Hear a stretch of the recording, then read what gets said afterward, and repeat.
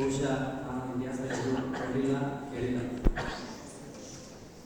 ಎರಡನೇದಾಗಿ ನಮ್ಮೆಲ್ಲರನ್ನ ನಮ್ಮ ಜೊತೆಗೆ ಇರ್ತಾರೆ, ಎಲ್ಲರೂ ಈ ಒಂದು ವರ್ಷ ಕಂಟಿನ್ಯೂ ಆಗಿರ್ತಾರೆ. ಆದರೂ ಕೂಡ ಈ ವಯೋಸಹಜ ನಿವೃತ್ತಿ ಅನ್ನೋದು ಜೀವನದ ಒಂದು ಭಾಗ, ಅಂಗ. ಅಂತಹ ಒಂದು ದಿನಕ್ಕೆ ನಾವೆಲ್ಲರೂ ಒಂದು ಸಂಕ್ಷೀಕರಣ ಆಗ್ತಾ ಇದ್ದೀವಿ. ಒಂದು ಮಾತು ಕೇಳಿದೆ ನಾನು, ಎಲ್ಲ ಬಲ್ಲವರಿಲ್ಲ ಬಲ್ಲವರು ಬಹಳಿಲ್ಲ. ಅಂತಹ ಒಂದು ಕೊಟೇಶನ್ಗೆ ಮುಖ್ಯ ಉದಾಹರಣೆಯಿಂದ ನಮ್ಮೆಲ್ಲರ ಪ್ರೀತಿಯ ಸೇರಿ ಬಳಸಿದೆ. ಇನ್ನು ಇವತ್ತಿನ ದಿವಸ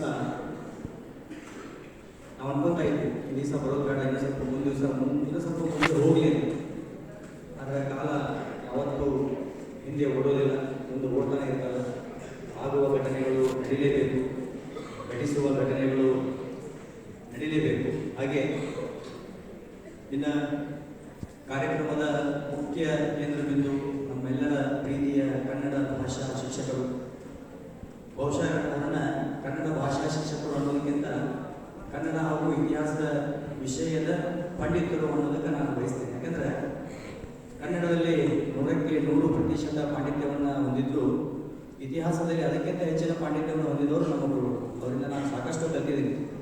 ಅಂತಹ ಹಿರಿಯರು ಇವತ್ತು ತಮ್ಮ ವಯೋಸಹಜ ನಿವೃತ್ತಿಗೆ ಕಾಲಿಡ್ತಾ ಇದ್ದಾರೆ. ಆ ಒಂದು ಕಾರ್ಯಕ್ರಮಕ್ಕೆ ಅವರನ್ನು ಅತ್ಯಂತ ಆನಂದದಿಂದ ಸ್ವಾಗತಿಸ್ತೇನೆ. ಅದೇ ರೀತಿಯಾಗಿ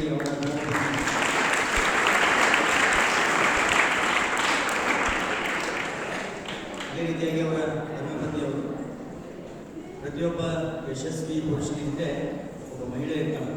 ಆ ಮಹಿಳೆಯನ್ನು ನೀವೆಲ್ಲರೂ ಇವತ್ತು ಕಂಡುಕೊಳ್ತಾ ಇದ್ದೀರಿ. ಬಹುಶಃ ನಮ್ಮ ಹಿರೇಮಠ ಗುರುಗಳ ಸಾಧನೆಯಲ್ಲಿ ಅವರದ್ದು ಕೂಡ ಒಂದು ಪಾಲಿದೆ. ಅವರನ್ನು ಕೂಡ ಈ ಕಾರ್ಯಕ್ರಮಕ್ಕೆ ನಾವು ಅತ್ಯಂತ ಆದರದಿಂದ ಸ್ವಾಗತಿಸ್ತೇವೆ.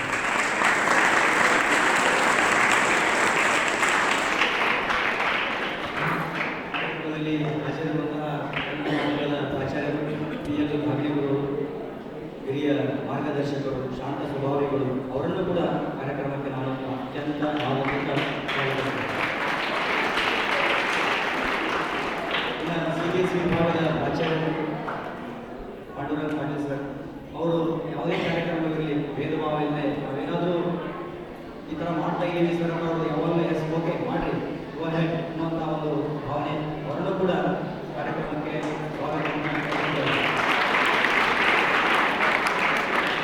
ಈಗ ನಾನಿಲ್ಲಿ ಬಂದಾಗಿನಿಂದ ನೋಡ್ತಾ ಇದ್ದೀನಿ, ಗೋಪಾಲ ಪಿಂಗರಿ ಸರ್ ಚೀಫ್ ಕೋಚ್, ಅವಾಗ ಹೇಗಿದ್ರು ಈಗಲೂ ಕೂಡ ಹಾಗೇನೆ. ಅಂದರೆ ಅವರನ್ನ ನಮ್ಮ ಪ್ರಾಂಶುಪಾಲರು ಪ್ರೀತಿಯಿಂದ ಪ್ರೊಫೆಸರ್ ಅಂತ ಕರೀತಾ ಇದ್ರು.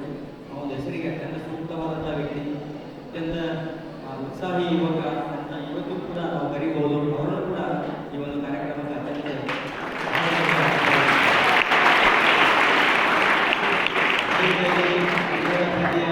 ಉಪ ಪ್ರಾಚಾರ್ಯರಾದಂತಹ ಶ್ರೀ JB ಮೇಟಿ, ಜಗದೀಶ್ ಮೇಟಿ ಸರ್, ಅವರು ಕೂಡ ಅಷ್ಟೇ ಚಿಕ್ಕವರಲ್ಲಿ ಚಿಕ್ಕವರಾಗಿ, ದೊಡ್ಡವರಲ್ಲಿ ದೊಡ್ಡವರಾಗಿ, ಯಾವುದೇ ಕಾರ್ಯಕ್ರಮವಿರಲಿ ಅಥವಾ ಯಾವುದೇ ಒಂದು ವಿಷಯ ಇರಲಿ ಅತ್ಯಂತ ಮುತುವರ್ಜಿಯಿಂದ ಪಾಲ್ಗೊಳ್ತಾರೆ.